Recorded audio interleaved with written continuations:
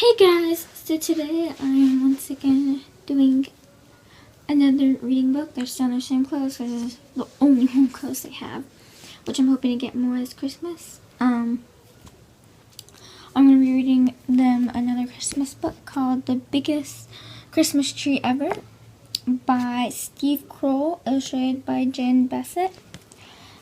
So like I told you, we're doing this every day, so let's get started.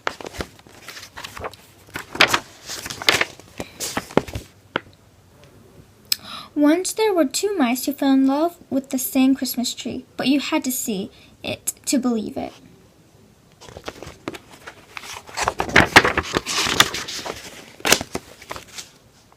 Everyone in Massville loved Christmas trees. Every Christmas, families all over town put up the biggest, most beautiful tree they could find. But first came Thanksgiving, the day before the celebration.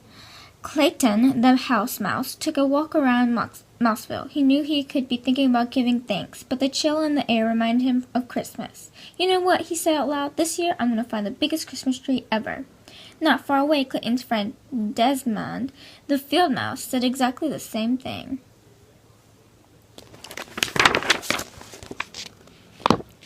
That night, Clayton helped his mom and dad, his brother Andy, and his sister Trudy make a special cheese casserole and a nut pie for Thanksgiving dinner.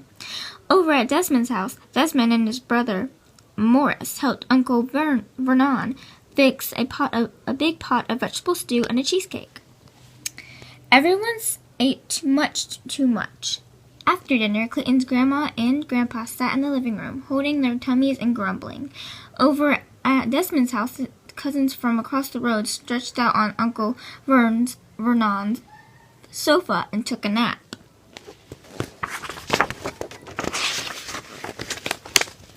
The following morning, Clayton woke up. He wanted to be first at Clara's Christmas tree farm at the edge of town. That way he could have his pick of the biggest tree.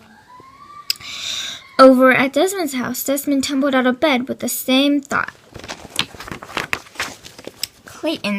Clayton hurried over to Clara's, but it was hard to go very fast. He was still too full of Thanksgiving dinner. But by the time he reached the Christmas tree farm, he was out of breath. He looked around. No one else was there. Moments later, Desmond arrived. He too was full of Thanksgiving dinner. He too had found it hard to hurry. He took a deep breath and stumbled inside.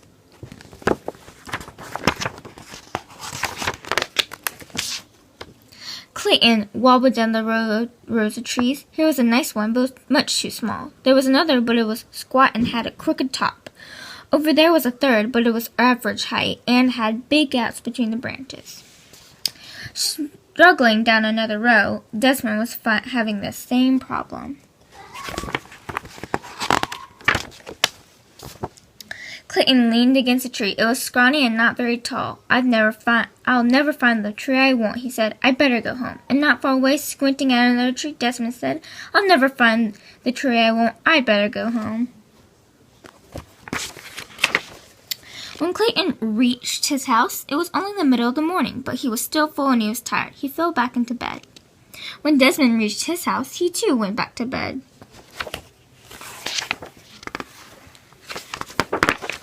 Clayton woke up for lunch and spoke to his dad.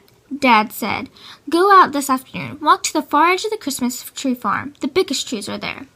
When Desmond woke for lunch, Uncle Vernon told him the same thing.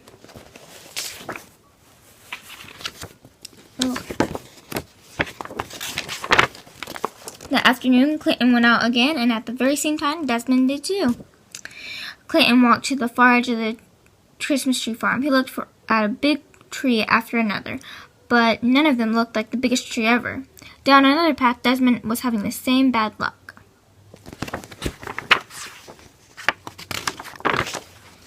Starting to lose hope, Clayton appeared around a very thick trunk. Desmond appeared around the same thick trunk. They bumped heads and fell down.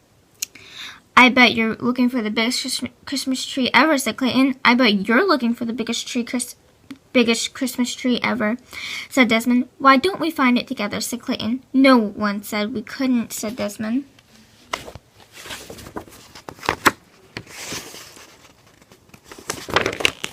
They set out through the rows of trees. They looked and looked until it was almost dark. Just as they were ready to give up, there it was, a Christmas tree so big and so tall it reached the sky. How will we cut it down? Clayton asked. It's much too big for the two of us. Where will we put it? Desmond added. It won't fit in your house or mine. Clayton and Desmond smiled. Our families will help us, they said together. And that is what happened. Clayton's dad and Uncle Vermont came out with their axes, and with the help of Clayton and Desmond, they chopped down the giant tree.